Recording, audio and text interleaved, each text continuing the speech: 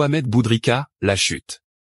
S'appuyant sur un mandat d'arrêt international émis par le Maroc, les autorités allemandes ont procédé à l'arrestation de Mohamed Boudrika, président du Raja de Casablanca à l'aéroport de Hambourg. Son extradition devrait intervenir dans quelques jours. Alors qu'il s'est rendu en Allemagne pour rencontrer l'entraîneur de l'équipe première Joseph Zinnbauer dans le but de le convaincre de poursuivre son aventure avec son club à travers le renouvellement de son contrat, Mohamed Boudrika a été arrêté dès son arrivée à l'aéroport de Hambourg, accusé de falsification et d'utilisation de faux ainsi que de fraude. Il est sous le coup d'un mandat d'arrêt international émis par le Maroc. Ce dernier a reçu une notification officielle afin de préparer une demande d'extradition du patron des Verts. Le Maroc dispose d'un délai maximum de 40 jours pour présenter des preuves que Boudrika est impliqué dans les actes qui lui sont reprochés avant que les autorités judiciaires allemandes ne se prononcent sur la demande de son extradition vers le royaume. À lire, Nador, un MRE en provenance d'Allemagne arrêté. Depuis des mois, Boudrika est absent du territoire marocain. Le Raja de Casablanca a célébré les titres de champion et de la Coupe du Trône sans lui. Le président du club avait justifié son absence par la nécessité de recevoir des soins médicaux à l'étranger, mais son arrestation en Allemagne émet des doutes sur les véritables raisons de son absence. Un nouveau champ de bataille entre l'Espagne et le Maroc? L'Espagne et le Maroc se battent pour la propriété du mont sous-marin Tropico situé à 4000 mètres sous la mer et regorgeant de matériaux essentiels pour la production de l'énergie verte. Le sous-marin Tropico est un volcan inactif immergé dans la mer. Il mesure environ 3000 mètres depuis la base et son sommet mesure environ 1000 mètres. Il existe depuis 120 millions d'années et fait partie de la chaîne de montagnes connue sous le nom de Grand-Mère canarienne, comme Pape, Bimbache, Drago et Echo. Ce mont possède une importante quantité de certains minéraux et matières premières industrielles comme le tellure utilisé dans la production de panneaux solaires. Les réserves de tellure sur le sous-marin Tropique sont 6000 fois supérieures à celles disponibles en Australie, en Roumanie, aux États-Unis et au Mexique, les 4 pays dans lesquels on peut trouver ce composant sur la planète. À lire, Maroc-Espagne, la délimitation des frontières maritimes au point mort. En plus du tellure, le sous-marin Tropico regorge également du cobalt, un matériau utilisé dans la production des batteries des voitures électriques. Les gisements de cobalt sur ce volcan font 414 fois le total disponible sur la Terre. De même, les terres rares, un élément indispensable à la production des grands aimants qui composent les éoliennes, sont abondantes sur ce sous-marin.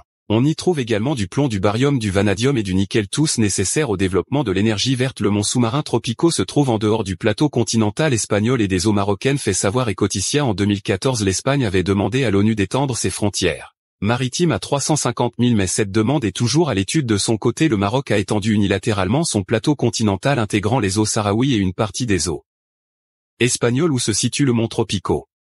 Panne informatique mondiale, retour progressif à la normale.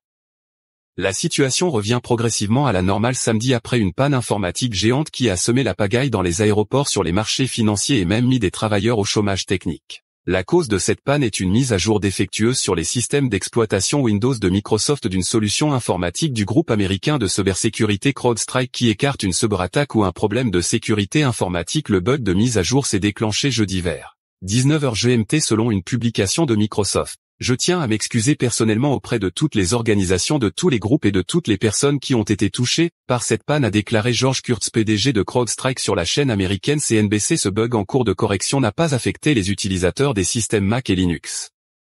De son côté, Microsoft a fait état d'un problème provoquant un écran bleu. Nous recommandons aux clients de suivre les conseils fournis par CrowdStrike pour remédier à cette situation, a ajouté le géant américain de l'informatique. L'ampleur de cette panne est sans précédent et entrera sans aucun doute dans l'histoire, souligne Junad Ali, expert en cybersécurité. Elle a un impact direct sur les ordinateurs des utilisateurs en bout de chaîne et pourrait exiger une intervention manuelle pour être résolue, ce qui représente un défi important pour les équipes informatiques à l'échelle mondiale. De nombreux aéroports asiatiques ont fait état à partir de vendredi soir heure locale d'une activité normale ou quasi normale, notamment en Corée du Sud, à Singapour, en Nouvelle-Zélande, à Hong Kong ou encore aux Philippines. Quelques problèmes résiduels causant du retard persistent cependant à Sydney et 5 vols opérés par la compagnie Low Cost Jetstar au Japon seront perturbés samedi. Après avoir perturbé un temps les opérations informatiques des Jeux Olympiques de Paris 2024 dont le système d'accréditation mais pas la billetterie, les activités ont repris normalement un vendredi après-midi selon les organisateurs. Le système informatique de Paris 2024 a priori ne s'est pas effondré, donc s'il y a quelques dysfonctionnements ici ou là c'est un moindre mal, a estimé un cadre du mouvement sportif français auprès de l'AFP. Le Maroc élu membre du Conseil consultatif de l'Union africaine sur la lutte contre la corruption. Le Maroc a été élu, en la personne de Nadia Hanouz, vice-présidente de l'instance nationale de la probité, de la prévention et de la lutte contre la corruption, vendredi à Accra au Ghana, en tant que membre du Conseil consultatif de l'Union africaine, UA, sur la lutte contre la corruption, OABC, pour un mandat de 6 ans, lors de la 45e session du Conseil exécutif de l'UA. Nadia Hanouz, candidate du Maroc, a remporté le poste de membre réservé à la région Nord au Conseil consultatif de l'Union sur la lutte contre la corruption avec une large majorité de 35 voix. Cette élection témoigne de l'expertise modèle des profils marocains en matière de la lutte contre la corruption au niveau national et continental. Le Conseil exécutif de l'Union africaine avait entamé jeudi à Accra les travaux de sa 45e session ordinaire. Le Maroc est représenté à cette session par le ministre des Affaires étrangères, de la coopération africaine et des Marocains résidant à l'étranger, Nasser Bourita. La délégation marocaine est composée notamment de l'ambassadeur représentant permanent du Royaume auprès de l'UA et de la CEA-ONU, Mohamed Harouchi, de l'ambassadeur, directeur général de l'Agence marocaine de la coopération internationale, Mohamed Medkal, de l'ambassadeur du Maroc au Ghana, Iman Wadil, et du directeur du Grand Maghreb, des affaires de l'UMA et de l'UA au ministère des Affaires étrangères, de la coopération africaine et des Marocains résidant à l'étranger, Hassan Boukili.